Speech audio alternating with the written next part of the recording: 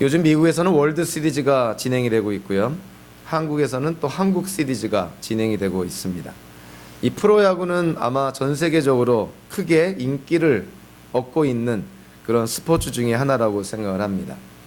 혹시 여기 있는 분들 가운데서요, 1982년 프로야구 원년에 한국에서 생긴 6개 구단 중에서 산미 슈퍼스타즈라는 팀을 혹시 기억하시는지 모르겠습니다. 인천을 연고해 둔 팀이었고요. 1982년도 첫 해에 1할 8푼 8리라는 지금까지도 깨지지 않는 최악의 전적을 남겼던 팀이기도 합니다. 그래서 상대팀 투수가 오늘 상대할 팀이 산미 슈퍼스타즈라고 그러면은 괜히 좋아했다 그러는 것이죠. 당연히 이길 거라고 생각을 했기 때문에 그런 것입니다. 그래서 이 산미 슈퍼스타즈는 1985년을 끝으로 청보 핀토스, 그리고 태평양 돌핀스, 현대 유니콘스 이렇게 이름을 바꾸면서 명맥을 이어갔습니다. 우리가 그 스포츠 영화를 보게 되면 어떤 특별한 선수를 주인공으로 해서 영화가 만들어지는데요. 야구 선수 중에 한 사람을 택해서 영화를 만든다 그러면 우리가 상식적으로 생각할 때는 누구를 주인공으로 할까요? 원년의 스타이기도 했던 박철순 선수를 주인공으로 삼을 수도 있을 것이고, 한국이 나온 대표적인 투수죠. 최동원 선수, 선동열 선수 또 주인공으로 영화를 만들 수도 있겠죠. 최근에 또 은퇴한 이승엽 선수를 또 주인공으로 영화를 만들 수도 있을 것입니다. 제가 시청한 영화 중에 아주 기억에 남는 영화가 하나 있는데요. 그 영화의 제목이 뭐냐면 슈퍼스타 감사용이라는 영화가 있습니다. 제목을 보면 언뜻 무슨 말인지 잘 이해가 안 되는데 이것이 프로야구 선수에 대한 실화에 근거한 영화입니다. 산미 슈퍼스타즈의 감사용이라는 선수가 주인공이 된 그의 인생을 실화로 해서 만든 영화가 이 슈퍼스타 감사용이라는 영화였던 것이죠. 제가 이 영화를 보면서 나중에 궁금해서 한번 찾아봤습니다. 이 감사용이라는 선수가 과연 누군가? 이 선수는 산미 슈퍼스타즈의 그 좌완 투수였는데 5년 동안 선수로 활약했는데 5년의 기록이 뭐냐면 1승 15패 1세이브의 기록을 남기고 은퇴를 하게 됩니다. 한마디로 이 감사용이라는 선수는 승리 투수도 아니었고 인기 투수도 아니었고 사실은 패전 투수였고요. 더 정확하게 말하면은 패전 처리 투수였다는 것이죠. 이 패전 처리 투수는 어떠한 선수를 의미하는 거냐면 경기를 하다 보면 이제 이 경기가 도저히 승산이 없다, 질 것이 뻔하다. 그런데 누군가는 나가서 공을 던져야 되고 그 패전 처리용으로 사용된 투수, 그게 바로 감사용 선수였다는 것이죠. 그 유명한 그 영화의 주인공이 될 수 있었던 유일한 이유가 뭐냐면 그가 승리 투수도 인기 투수도 였기 때문이 아니라 그는 패전 투수, 패전 처리용 투수였기 때문에 그 슈퍼스타 감사용이라는 영화의 주인공이 될 수가 있었습니다. 이스라엘 백성이 하나님의 선택받은 민족이 될 수 있었던 그 배경이 과연 무엇일까? 오늘 본문에서 그 이유를, 그 원인을 우리에게 말씀해 줍니다. 이스라엘 민족은 어떻게 해서 하나님의 선택받은 그런 선민이 되었을까? 자, 오늘 본문에서 첫째로 그 배경을 언급하고 있는데요. 한마디로 말하면 모세를 통해서 하나님이 주신 말씀은 이스라엘 민족들의 수가 다른 민족들에 비해서 적었기 때문에 하나님이 이스라엘 민족을 택했다는 것입니다. 그러니까 수가 많아서 강대한 민족이기 때문에 세계를 제패하는 그러한 위대한 민족이기 때문에 하나님이 이스라엘 민족을 택한 것이 아니라 이스라엘 민족의 수가 적었기 때문에 연약한 민족이기 때문에 하나님이 이스라엘 민족을 택했다는 것이죠. 사람의 선택의 기준과는 전혀 다른 그런 기준을 우리에게 보여주고 계시는 것이죠. 그러니까 이스라엘 민족에게 어떠한 원인이 있어서 하나님이 택한 것이 아니라, 아니 원인이 있다고 한다면 유일한 원인이 그들이 연약한 민족이기 때문에 하나님이 이스라엘 민족을 택했다는 것입니다. 그래서 오늘 본문과 또 앞으로 이어지는 8장과 9장의 내용을 함께 보면 하나님께서 이스라엘 민족에게 너희는 절대로 교만해서는 안 된다는 것을 세 가지 측면으로 언급을 합니다. 이스라엘 민족은 절대로 교만해서는 안 된다는 것이죠. 그 첫 번째 이유가 좀 전에 언급했던 것처럼 오늘 보면 7절에 나와 있는 것이죠. 주님께서 당신들을 사랑하시고 택하신 것은 당신들이 다른 민족들보다 수가 더 많아서가 아닙니다. 오히려 당신들은 모든 민족 가운데서 수가 가장 적은 민족입니다. 가장 연약한 민족입니다. 우리 현대적으로 좀 표현하면 가장 약한 민족, 군사적으로 가장 취약한 민족, 쉽게 침략을 당할 수 있는 그러한 민족. 하나님께서 이스라엘 민족을 택한 이유가 그들이 수적으로 우월해서가 아니라 오히려 수적으로 그들이 열등하기 때문에 그들을 택했다는 것이죠. 그래서 하나님은 이스라엘 민족에게 너희가 절대로 교만해서는 안 된다. 내가 너희를 택한 것은 너희가 수적으로 우월해서가 아니라 너희가 오히려 연약한 민족이기 때문에 내가 너희를 택했다는 것이죠. 그러니까 이스라엘 민족이 스스로 교만할 이유가 없다는 것입니다. 자, 다음 신명기 다음 장 8장에 보면 8장 17절과 18절에 보면 이런 말씀을 합니다. 당신들이 즉 이스라엘 백성들이 마음속으로 이 재물은 내 능력과 내 손의 힘으로 모은 것이라고 생각할 것 같아서 걱정이 됩니다. 그러나 주 당신들의 하나님이 당신들의 조상에게 맹세하신 그 언약을 이루시려고 오늘 이렇게 재산을 모으도록 당신들에게 힘을 주셨음을 당신들은 기억해야 합니다. 이스라엘 민족이 가나안 땅에 들어가서 경제적인 부를 이루고 경제적인 어떤 부흥과 성장을 이룩했을 때 교만하지 말라는 것이죠. 잘 먹고 잘 살게 되었을 때 그거는 이스라엘 민족이 노력했다기보다도 그것은 하나님의 선물로 주어진 거라는 것입니다. 그러니까 경제 대국이 됐다고 해서 교만하지 말라. 앞에서는 군사 대국이 된다고 해서 교만하지 말라고 얘기했다면 두 번째는 경제 대국이 됐다고 해서 교만해서는 안 된다는 것을 강조합니다. 하나님이 이스라엘 민족을 택하신 것이 또 하나님께서 이스라엘 민족에게 경제적인 축복을 그런 어떤 재물의 축복을 주신 것을 그건 하나님의 은혜요 선물이지 이스라엘 민족이 교만할 근거는 아니라는 것이죠. 더 나아가서요. 신명기 9장 4절부터 6절까지를 보면 또 이렇게 말씀을 합니다. 주 당신들의 하나님이 그들을 즉 가나안 일곱 족속이죠. 토착민이죠. 당신들 앞에서 내쫓으신 다음에 행여 내가 착하기 때문에 주님께서 나를 이끌어들여 이 땅을 차지하게 하셨다고 생각하지 마십시오. 주님께서 이 민족을 당신들 앞에서 내쫓은 것은 그들이 악하기 때문입니다. 다른 말로 하면 하나님께서 이스라엘 민족을 가나안 땅에 진입하게 하셔서 가나안 땅을 차지하게 한 것, 즉 가나안 일곱 족속을 물리치게 한 것이 이스라엘 민족이 도덕적으로 의로웠기 때문에 다른 민족들보다 더 거룩했기 때문에 하나님께서 이스라엘 민족에게 상으로 가나안 땅을 준 것이 아니라는 것입니다.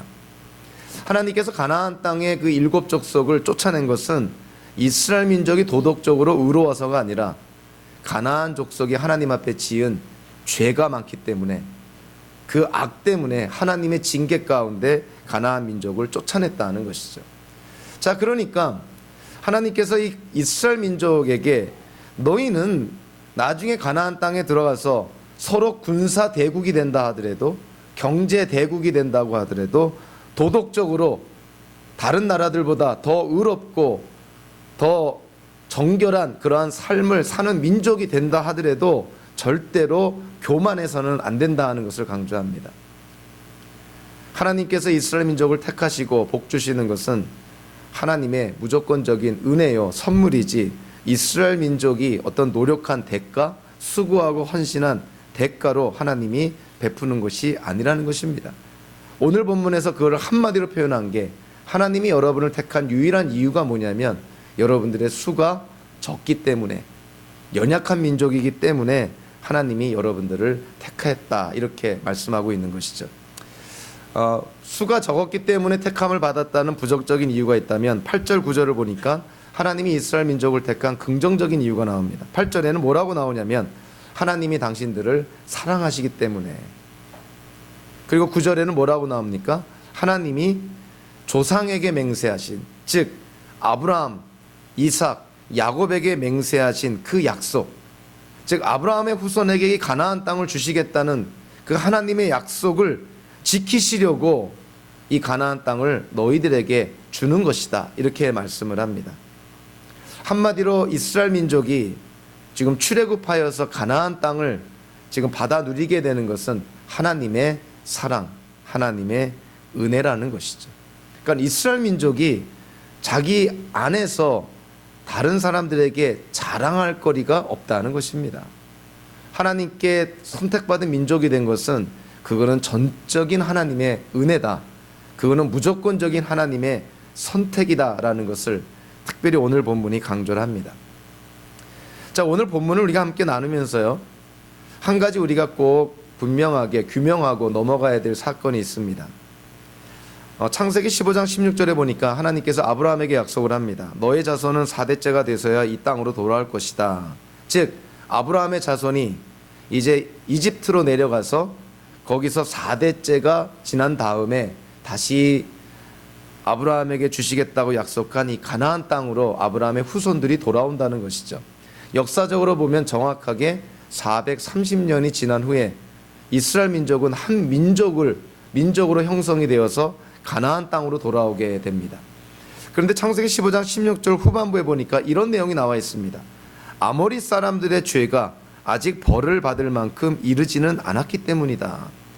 이 전반부와 후반부에서 얘기한 내용이 조금 다른 사실을 얘기하는 것이죠. 가나안 땅을 하나님이 주시는 것은 뭐냐면 하나님의 약속이라는 것이죠. 너의 후손 4대째가 지나서 이 땅으로 돌아올 것이다. 즉 하나님의 약속인 것이죠.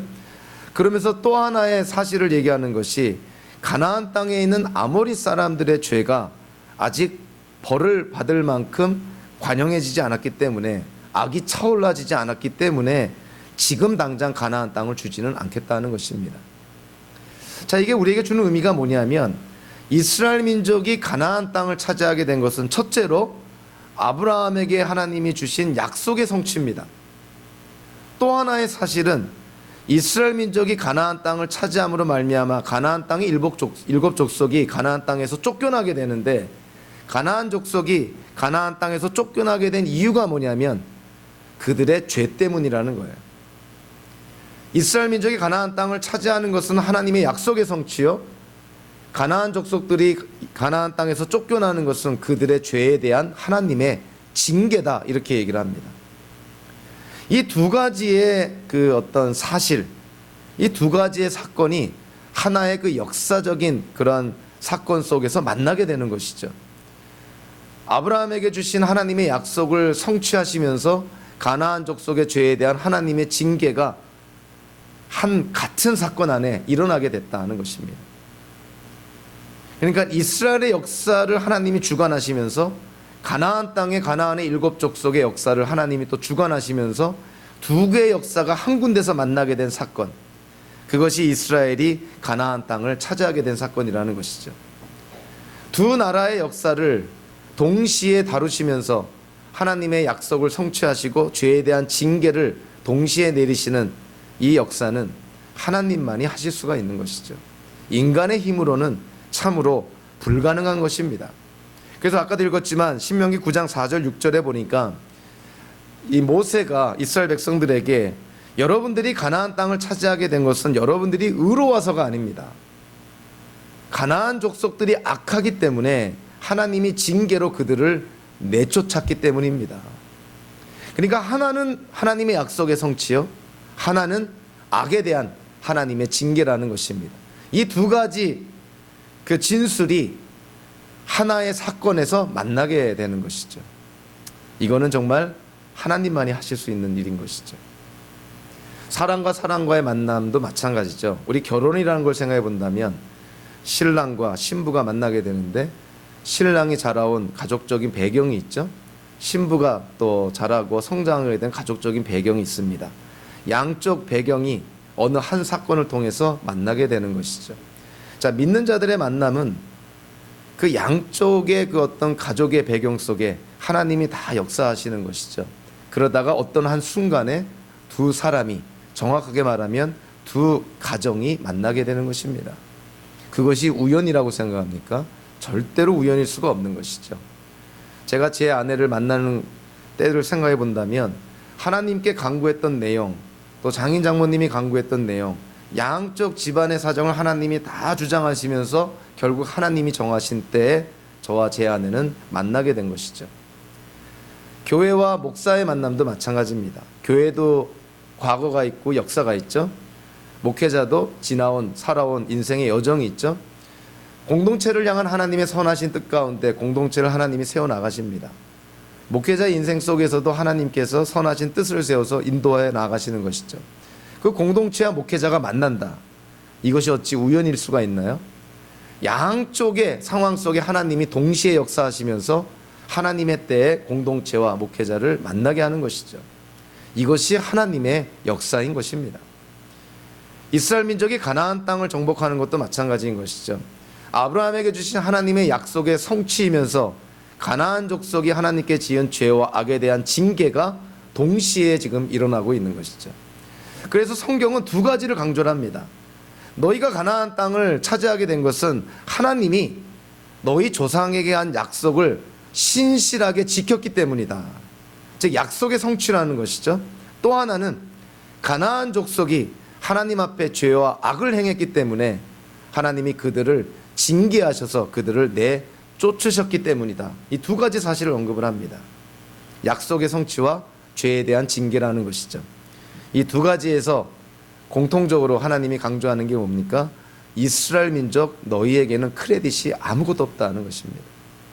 가나안 땅을 차지하게 된 것, 하나님의 선택받은 민족이 된 것, 이스라엘 민족 안에는 이유가 없다는 거예요. 무조건 무조건적인 하나님의 선택이라는 것입니다. 제가 무신론 집안에서 기독교인이 될 수 있는 것, 그 하나님의 부르심이거든요. 그것이 어떻게 가능을 했을까? 정말 하나님의 무조건적인 선택이죠. 제가 원하지도 않았는데 많은 기독교인들 가운데서 하나님이 왜 저를 목회자로 부르셨을까? 이 전적인 하나님의 선택인 것입니다. 구원으로의 부르심, 그리고 사역으로의 부르심, 다 하나님의 선택인 것이죠. 우리는 선택받은 자지 우리가 하나님을 선택하지 않았습니다. 저도 그렇고 여러분들도 그렇고 한국도 기독교 국가가 된 것 하나님께 기독교 국가 돼달라고 요청하고 간구한 적 없습니다. 하나님께 선택받아 하나님께 쓰임받은 기독교 국가가 된 것이죠. 그래서 저와 여러분들은 알든 모르든 의식하든 의식하지 못하든 간에 우리는 하나님의 무조건적인 선택 속에서 하나님의 은혜를 받아 누리며 살아가는 자들이라는 것이죠. 구약에서는 그것이 이스라엘 민족이었고 신약에서는 성도들로 구성된 교회, 이 공동체가 바로 하나님의 선택받은 그런 공동체라는 것입니다. 이스라엘 백성이 하나님의 그런 선택으로 거룩한 구별된 그런 선민, 선택받은 민족이 되었으니 그 선택받은 민족이 되었다는 것이 어떠한 것으로 증명이 되고 나타나야 되냐면 당연히 구별된 모습으로 나타나야 됩니다. 여러분들 구별된다는 것은 다르게 말하면 거룩함이라는 것이죠. 이스라엘 민족이 하나님께로부터 선택받은 민족인 것을 증명하는 것은 거룩함에 있습니다. 교회가 하나님께로부터 선택받은 공동체라는 것을 증명하는 것은 거룩함에 있는 것이죠. 세상과 구별되어야 되는 것이죠. 저와 여러분들의 삶이 성인 또는 성도, 거룩한 백성의 삶을 산다는 것은 그 단어 자체가 벌써 우리는 세상과 구별됐다는 것을 의미합니다. 어두운 세상에 빛으로서 우리가 살아가야 된다는 것이죠. 하나님께서 오늘 모세를 통해서 이스라엘 백성들에게 너희가 선택받은 민족이니 자 너희의 삶 속에서 너희 공동체 안에 이 거룩함이 나타나야 된다. 그러면서요 세 가지 측면에서 거룩함이 나타나야 된다는 걸 강조를 합니다. 2절 후반부에 보니까 그들과 즉 가나안 족속들과 어떤 언약도 세우지 말고 그들을 불쌍히 여기지도 마십시오. 즉 이스라엘 민족은 가나안 땅에 들어가게 되거든 가나안 토착민들과 어떠한 협약도 맺지 마라. 그들과 어떠한 계약도 맺지 마라. 그들과 섞지 말라는 것이죠. 한마디로 이스라엘 민족은 정치적으로 거룩함이 있어야 된다. 타민족과 어떤 특정한 이득을 위해서 그들과 협약을 맺고 어떤 계약을 체결하고 그렇게 하지 말라는 것입니다. 이스라엘 민족은 구별되어야 된다. 즉 정치적으로 구별되어야 된다는 걸 강조를 합니다. 두 번째로요, 3절에 보니까 이스라엘 민족이 또 거룩해야 될 영역이 어디냐면 한마디로 사회적인 영역입니다. 가나안의 족속들과 혼인 관계를 맺지 말라. 너희의 딸을 가나안 족속의 아들과 결혼시키지 말고 너희의 아들을 가나안 족속의 딸과 결혼시키지 말아라. 혼인 관계를 맺지 말라. 그들과 섞지 말라는 것이죠. 피를 섞지 말라, 이렇게 얘기를 합니다.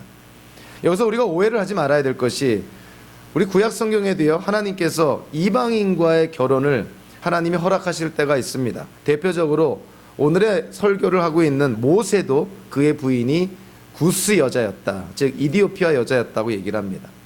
근데 하나님께서 그 이방인과 구스 여자와 결혼한 모세를 통해서 이스라엘 민족에게 가나안 족속들과 혼인관계를 맺지 말라, 그들과 혈연을 맺지 말라 한 이유가 과연 무엇일까요? 그 혼인 자체를 하나님이 금하신 것이 아니라 거기에는 사실은 영적인 의미가 있습니다. 가나안 족속과 혼인관계를 맺는다면 사람만 오는 것이 아니라 그 사람이 자라고 성장할 때 노출되었던 문화, 사회, 그리고 문화의 중심에 있는 종교까지 갖고 온다는 것이죠. 그러니까 가나안 족속과 혼인관계를 맺게 된다면 그 가나안 족속이 믿고 있는 종교를 이스라엘 민족 안에 들여다 놓게 된다는 것이죠. 그러면 결국 어떻게 됩니까? 우상 숭배의 죄를 범하게 되거나 아니면은 여호와 하나님 그 유일신 그러한 신앙에서 벗어나 혼합 종교, 섞어버린 그런 어떤 신앙 형태가 나타날 수 있다는 것이죠. 그래서 하나님께서는 모세를 통해서 이스라엘 민족에게 가나안 족속과 혼인관계를 맺지 마라, 순결함을 지켜야 된다, 사회적으로 거룩해라, 이렇게 얘기를 합니다. 그러면서 5절에서는 직접적으로 언급을 합니다.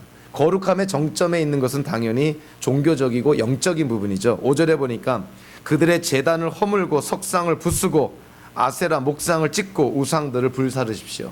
절대로 그들의 영적, 그들의 신앙과 종교의 대상을 절대로 너희가 용납해서는 안 된다. 철저하게 그들을 다 타파해야 된다. 다 그들을 없애버려야 된다 얘기를 합니다. 그래서 이스라엘 민족이 선택받은 민족으로 거룩함을 나타내야 되는데 정치적인 부분에서, 사회적인 부분에서, 그리고 종교적인 부분에서 거룩함을 드러낼 것을 하나님께서 촉구를 합니다. 자, 이 구약에서 이스라엘 백성에게 해당됐던 이 말씀이 예수님 이후에 신약으로 넘어와서 현대를 사는 우리 기독교인들은 여기에 나타난 하나님의 원리를 어떻게 적용할 수 있을까요? 자, 무엇보다 우리가 먼저 구약과 신약을 구분해서 이해할 것이 뭐냐면, 예수님이 이 땅에 오시기 전에는 이스라엘 민족만이 하나님께 선택받은 민족이었습니다. 그러나 예수님이 이 땅에 오시고 나서 한 민족에게 한정되었던, 제한되었던 하나님의 백성이라는 그 제약이 없어지게 되는 것이죠. 그래서 예수님이 오신 이후에 이제는 민족과 그 어떤 종족, 나라, 사회, 이거를 뛰어넘어서 예수를 믿는 자들은 그 민족과 관계없이 다 하나님 나라의 백성이 된다는 것을 우리에게 분명하게 말씀해 줍니다. 그래서 사도 바울이요, 에베소서 2장 14절부터 22절까지 이렇게 말씀을 합니다. 예수님께서 유대인과 이방인 사이에 벽을 허물으셨다. 즉 예수님 때문에 유대인과 이방인 사이에 벽이 없어졌다는 거예요. 이제는 유대인이든 이방인이든 예수 그리스도를 믿는 자들은 하나의 공동체를 형성을 해서 하나님의 선택받은 공동체, 하나님의 선택받은 백성이 되었다는 것입니다. 그래서 구약에서는 이스라엘 민족에게 제한되었던 이 하나님의 백성이라는 칭호가 예수님 이후에는 이제는 예수를 믿는 모든 사람들에게 하나님의 백성, 하나님의 자녀라는 칭호가 적용이 되는 것이죠. 그래서 저와 여러분들이 구성하는 이 교회라는 공동체, 예수 그리스도를 믿음으로 하나님께로부터 나음을 입어 중생한 모든 성도들, 그들의 배경과 근원이 어디 있는지 간에 관계가 없이 어느 나라, 어느 사회, 어느 문화에서 자라났든지 간에 예수 그리스도를 믿는 자들은 다 예수 그리스도 안에서 하나의 공동체, 선택받은 백성이 되었다는 것입니다. 그럼에도 불구하고 이 거룩한 성도, 현대를 사는 기독교인들도 선택받은 하나님의 백성, 자녀라는 것을 거룩함으로 나타내야 되는 것은 구약이나 신약이나 여전히 이어지는 하나님의 원리입니다. 저와 여러분들의 삶 속에서 하나님의 거룩함이 드러나야 되는 것이죠. 성도의 거룩함이 드러나야 되는 것이죠. 성경을 통해서 보니까 몇 가지 언급을 하는데요. 구체적으로 대표적으로 예를 든다면 무엇보다 하나님 보시기에 옳지 않은 나쁜 습관들을 버려야 됩니다. 세상 사람들이 아무렇게나 하는 것들, 기독교인들이 아무렇게나 따라해서는 안 되는 것이죠. 남 비방하고 욕한다고 같이 덩달아서 비방하고 욕하는 그런 나쁜 습관들 버려야 된다는 것이죠. 자, 두 번째로 기독교인들이 자유하다고 그래서 우상까지도 자유함으로 숭배할 수는 없습니다. 하나님 외의 것을 우리는 절대로 우리 믿음과 신앙의 대상으로 삼아서는 안 되는 것이죠. 이거는 신구약 성경 전체를 통해서 예수님이 이 땅에 다시 오실 때까지라도 이거는 지켜져야 되는 것이죠. 심지어는 구약시대 때에는 눈에 보이는 어떤 형상이 우상이었지만 신약으로 들어오면 이제는 눈에 보이지 않는 것까지도 우상이 됩니다. 예를 들어 사도 바울은요, 우리가 욕심내는 거, 탐심을 부리는 거, 그것 자체가 우상숭배라고 얘기를 합니다. 우리가 왜 욕심을 부리고 탐욕을 부릴까요? 자기 삶에 만족이 안 돼서 그렇습니다. 자, 우리 기독교인들은요, 예수 그리스도를 믿음으로 이제 하나님의 자녀가 되었습니다. 그런데 우리의 삶 속에서 우리가 만족이 안 된다. 다른 말로 하면 하나님으로도 만족이 안 된다는 것이죠. 하나님만으로도 만족이 안 되니까 어떻게 됩니까? 하나님 외의 것을 추구하게 되는 것이죠. 그것이 바로 우상숭배라는 것입니다. 만약에 저와 여러분들의 인생 속에서요, 예수를 믿고 나서도 만족이 없다, 자족감이 없다, 이거는 해결책이 없습니다. 하나님 안에서 만족이 안 된다? 다른 어떤 것을 통해서도 만족이 안 됩니다. 그래서 가장 불쌍한 기독교인들이 누구냐면 예수 믿고 구원받는다고 하면서 탐욕을 부리는 사람들인 것이죠. 그것이 물질이든 명예든 업적이든 뭐 인기든 외모든 상관없습니다. 예수 그리스도 안에서 만족이 안 된다고 한다면 정말 기독교인인가 한번 생각해 봐야 되는 것이죠. 그 어떤 거를 초월해서라도 우리는 하나님 안에서 만족할 수 있는 것이 우리 기독교인인데, 만족이 안 돼서 하나님 외의 것을 탐심을 부리고 욕심을 부린다. 그것이 결국 우상숭배라는 것이죠. 성경은 또한 우리가 성도로서 이 땅을 살아갈 때 특별히 주변의 일반인들, 불신자들과의 관계를 잘 맺을 것을 그렇게 촉구를 합니다.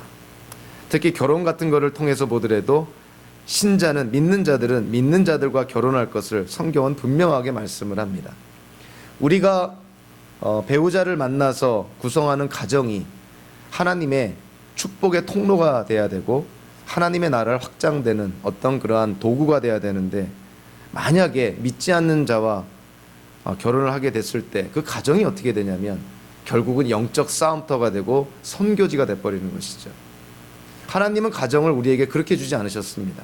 하나님은 가정을 축복의 통로로 주셨지 영적 싸움터로 주시지 않았다는 것이죠. 현실적으로 믿는 자와 불신자가 한 가정을 이루었을 때 그 가정에서 자녀가 태어난다고 생각한다면 도대체 자녀 교육은 어떻게 될 것인가? 믿는 자를 따라서 자녀 교육할 것인가? 아니면 믿지 않는 자를 따라서 자녀 교육하게 될 것인가? 생각만 해도 가정이 하나가 되지 못하는 참 어려운 상황에 놓일 수가 있는 것이죠. 그래서 성경은 이것이 현대인들에게 불편할 수 있지만 분명하게 얘기를 합니다. 믿는 자는 믿는 자와 결혼해서 가정을 세우라는 것이죠. 현대의 기독교인들도 마찬가지입니다. 우리가 하나님의 영광을 드러내는 것은 당연히 도덕적이고 윤리적인 삶이 뒷받침이 되어야 된다는 것이죠. 아무리 세상에 유명한 사람이라 하더라도요, 아무리 우리가 잘 알고 있는 유명한 기독교인 또는 목사, 신학자, 교수라 하더라도 그의 도덕성과 윤리성이 침해가 됐다면, 데미지를 입었다면 하나님께 영광을 돌릴 수 없습니다. 어떠한 궤변을 부리고 어떠한 핑계를 대더라도 도덕성과 윤리성에 데미지를 입었다면 누가 그를 통해서 하나님께 영광을 돌리겠습니까? 그거는 말이 안 되는 궤변인 것이죠. 현대 한국과 미국 기독교계에도 이런 경우들이 얼마나 많이 있습니까?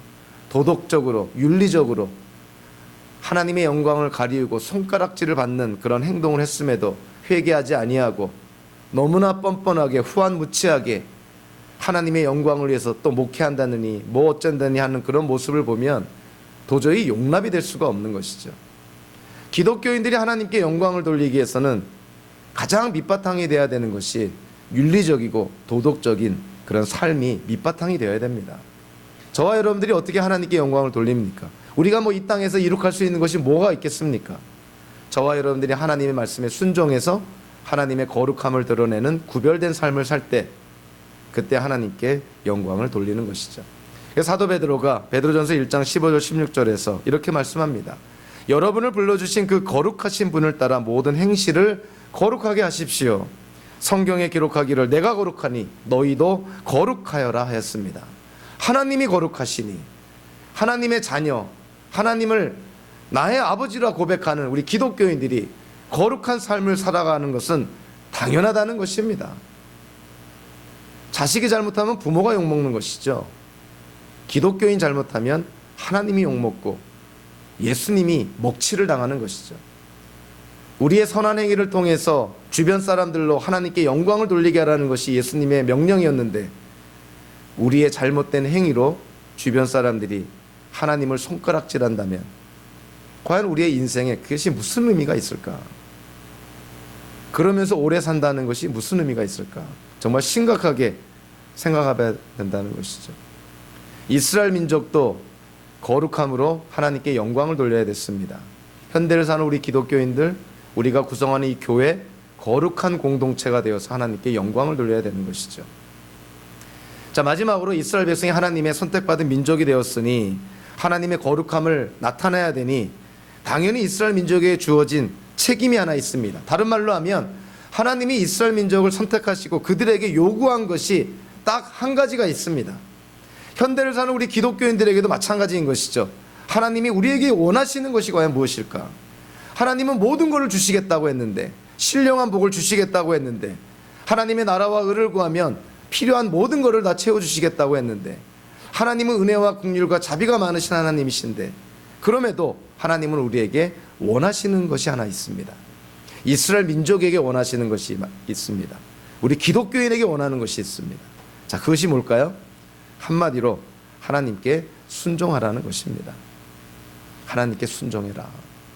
너희는 내가 불러서 선택한 나의 자녀가 되었으니 이제는 내가 하는 말에, 내가 주는 명령에 너희는 순종해야 된다.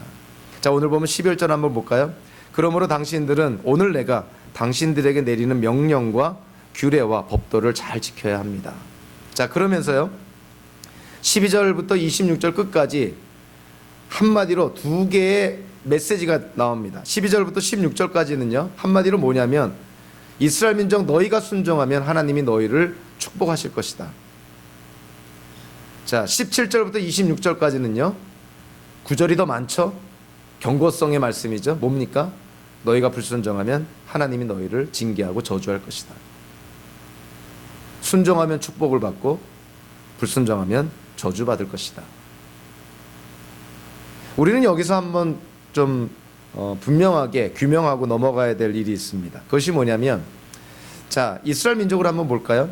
자, 이스라엘 민족이 순종하면 하나님께로부터 선택받은 민족이 된다고 했습니까? 아니면 선택받은 후에 하나님께 순종하라 그랬습니까? 선택받은 것이 먼저죠. 하나님께서 이스라엘 백성에게 말씀하는 것은, 자, 내가 너희를 선택하여서 너희 조상에게 약속한 가나안 땅을 너희에게 약속으로 주겠다. 자, 그러면서요 하나님이 너희가 가나안 땅에 들어가거든 너희가 나왔던 이집트의 문화도 따르면 안 되고 너희가 들어갈 가나안 땅의 문화도 따라서는 안 된다. 우상 숭배해서는 안 된다. 단 내가 주는 말씀과 규례와 명령, 법을 너희가 따르고 실천해야 된다. 그랬을 때 너희는 가나안 땅 그 약속의 땅에서 하나님이 주신 내가 주는 그런 어떤 축복을 받아 누리게 될 것이다. 이렇게 얘기를 합니다. 순종을 해야만 하나님의 백성이 되는 것이 아니라 하나님의 백성이 되었으니 순종하라는 것이죠. 자, 우리는요 성경을 읽다 보면, 특히 구약성을 읽다 보면 가나안 땅을 젖과 꿀이 흐르는 비옥한 땅이라고 묘사를 합니다. 가나안의 그 스파이죠. 정탐꾼들이 가나안 땅을 정탐하고 나서 이스라엘 민족에게 보고하죠. 정말 가나안 땅은 젖과 꿀이 흐르는 땅입니다. 자, 그런데요, 예나 지금이나 마찬가지지만 가나안 땅, 팔레스틴, 이스라엘 땅은요 6개월은 건기고 6개월은 우기입니다. 6개월 동안 건기라는 것은 비가 오지 않는다는 것이죠. 여러분들 6개월 동안 비가 오지 않으면 그것이 어떻게 젖과 꿀이 흐르는 땅이 됩니까? 황폐한 땅이 되는 것이고, 그리고 가뭄이 길어지면 죽은 땅이 되는 것이죠. 뭐 농사가 되겠습니까? 동물들을 잘 키울 수가 있나요? 우물은 다 말라버리죠. 비가 오지 않으면 그 땅은 죽은 땅입니다. 그런데 왜 이스라엘 민족은 가나안 땅을 젖과 꿀이 흐르는 땅이라고 했을까? 거기에는 아주 중요한 내용이 암시되어 있습니다. 그것이 뭔지 압니까? 가나안 땅이 젖과 꿀이 흐르는 비옥한 땅이 되기 위해서는 그 땅에 때에 따라서 알맞은 양의 비가 내려야 됩니다. 그렇다면 그 땅에 비를 내리게 하는 분이 과연 누굴 거라고 생각합니까? 하나님이시죠. 그렇다면 가나안 땅이 젖과 꿀이 흐르는 비옥한 땅이 되는 그 유일한 근거가 누구라고 생각합니까? 하나님이신 것이죠. 그래서 이스라엘 민족이 들어갈 가나안 땅이 젖과 꿀이 흐르는 비옥한 땅이 되기 위해서는 어떠한 전제가 있냐면 하나님을 하나님으로 인정하고 하나님의 말씀에 따라 행하고 하나님의 법을 지켜 순종할 때, 그때 하나님께서는 이른 비, 늦은 비, 알맞은 비를 통해서 가나안 땅을 젖과 꿀이 흐르는 비옥한 땅으로 만들어주겠다는 것입니다. 그래서 가나안 땅이 젖과 꿀이 흐르는 비옥한 땅이라는 것은 이스라엘 민족이 하나님께 대한 순종을 전제하고 있는 것이죠. 이 전제가 굉장히 중요한 것입니다. 만약에 이 전제가 안 되면 어떻게 됩니까? 하나님께서 비를 내리지 않는 것이죠. 그러면 가나안 땅이 어떻게 됩니까? 젖과 꿀이 흐르는 땅은 말도 안 되는 소리고 오히려 죽음의 땅으로 변모하게 되는 것이죠. 아합이 하나님께 불순종했을 때 북이스라엘에 하나님께서 3년 넘게 가뭄을, 기근을 허락하십니다. 자연재해인 것이죠. 한 지역에 3년 동안 비가 오지 않았다면 그 땅이 젖과 꿀이 흐르는 땅이 될까요? 황폐하고 저주받은 땅이 되겠죠. 하나님께서 하늘의 문을 닫아 비를 내리지 않으면 가나안 땅은 절대로 젖과 꿀이 흐르는 땅이 될 수가 없습니다. 그러니까 이스라엘 민족이 하나님께 선택받은 백성이 되어서 가나안 땅에 들어와서 하나님의 그 축복을 받아 누리기 위해서는, 선택받은 민족으로서의 어떤 유익을 누리기 위해서는 하나님께 순종해야 된다는 것이죠. 그래서 오늘 본문에서도 모세를 통해서 하나님이 강조합니다. 너희가 순종하면 복을 받을 것이고 불순종하면 하나님의 징계, 저주를 받을 것이다. 우리 현대를 사는 기독교인들에게도 마찬가지인 것이죠. 우리가 순종에 대한 얘기를 많이 합니다. 그런데 우리가 오해를 하지 말아야 될 것이, 우리가 순종해서 구원을 받았나요? 그리고 우리가 불순종하면 구원을 잃어버립니까? 부모와 자식의 관계, 자식이 불효한다고 부모와 자식의 관계가 깨집니까? 아무리 자식이 미워도 너와 나 관계를 끊는다 하더라도 한 번 맺은 부자지간의 관계가 깨지는 거 봤습니까? 하나님과 우리의 관계, 더군다나 하나님께서 우리와 관계를 맺을 때 하나님이 먼저 시도하시고 그 관계를 또 누가 지킨다고 말하고 있냐면 하나님이 지켜주신다고 말씀합니다.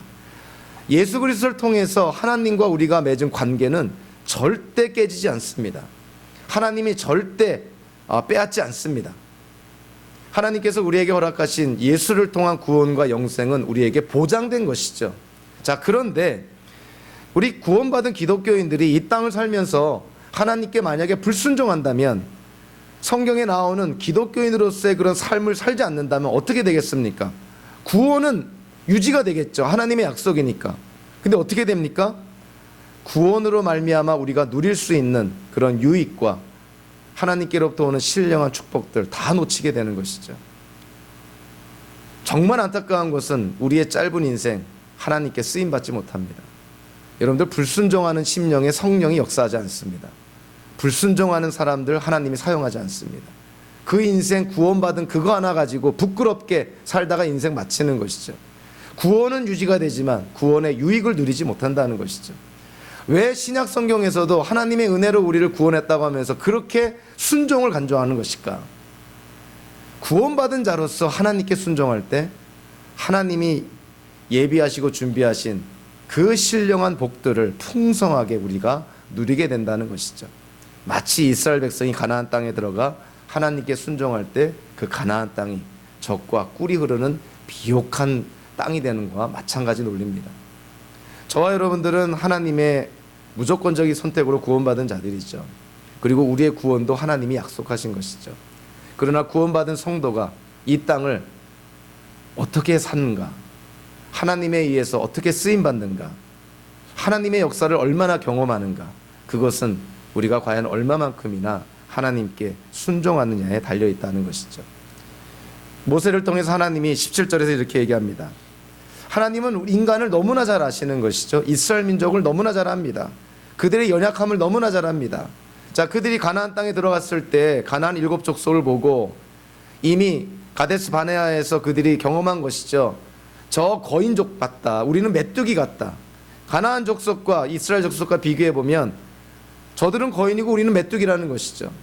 가나안의 문화는 고급 문화고 이스라엘의 광야 문화는 저급 문화였죠. 저급 문화가 고급 문화를 만나면 고급 문화에 흡수될 수밖에 없는 것이죠. 이스라엘 민족은 두려울 수밖에 없는 것이죠.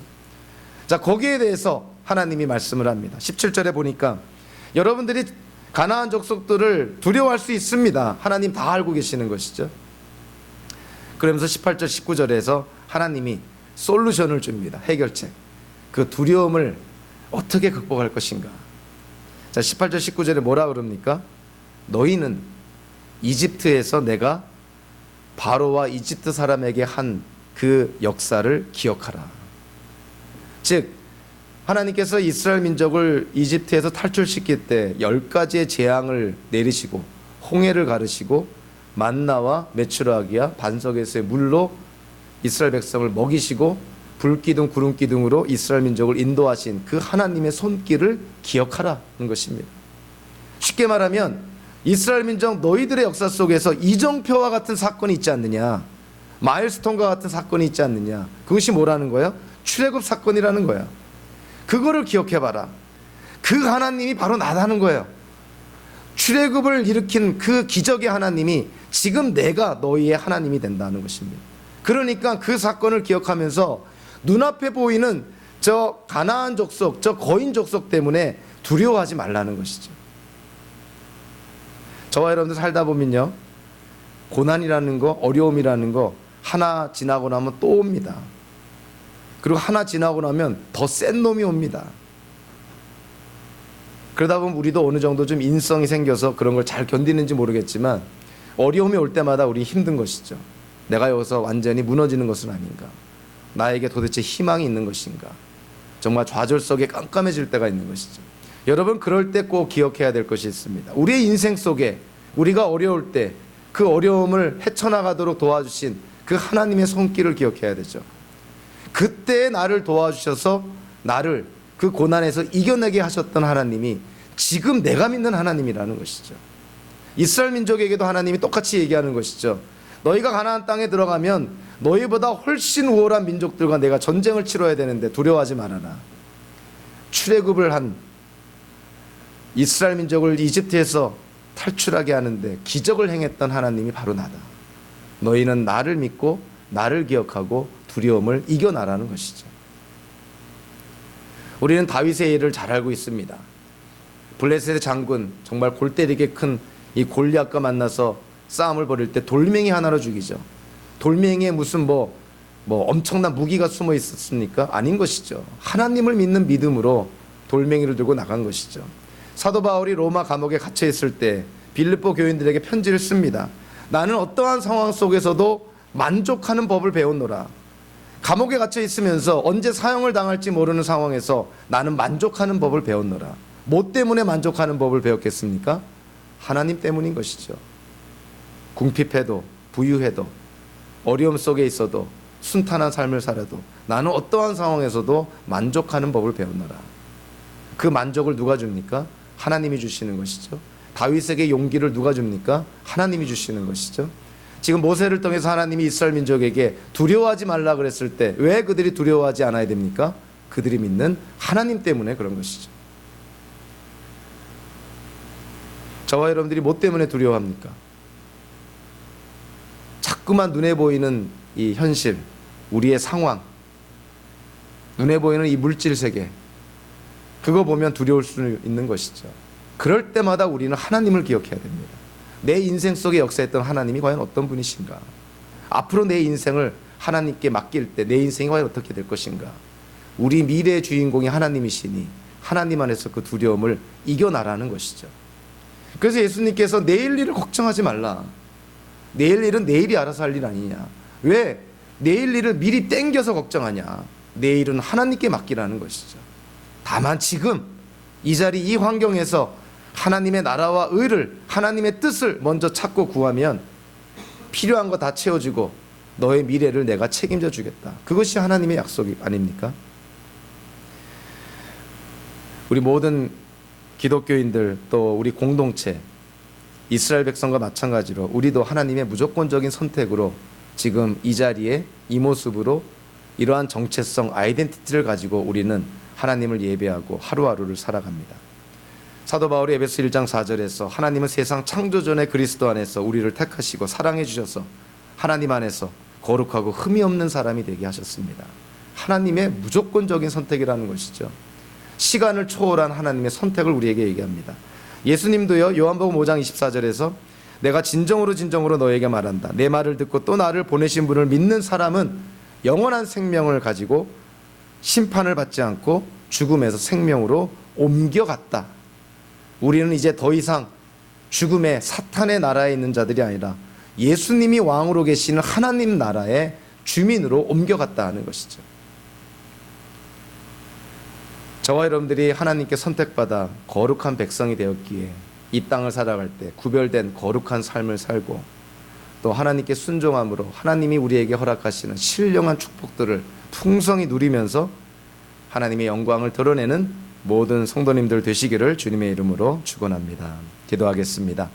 고마우신 하나님, 이스라엘 민족이 연약하지만 하나님께 택함을 받은 것처럼 이곳에 있는 우리 모두도 참 연약하고 부족하지만 하나님의 은혜로, 선물로, 무조건적인 선택으로 부름받아 하나님의 자녀가 되었음을 다시금 깨닫게 하여 주심에 감사를 드립니다. 어떠한 상황 속에서도 하나님의 백성답게 세상과 구별된 거룩한 그런 성도의 삶을 살게 하여 주시고, 비록 손해가 되더라도 다수의 의견과 맞지 않는 것이라 하더라도 하나님의 말씀에 순종함으로 하나님의 영광을 돌리는 우리 모두가 될 수 있도록 인도하여 주시옵소서. 예수님의 이름으로 기도하옵나이다. 아멘. 우리 다 함께 일어나셨어요? 우리 지난주에 이어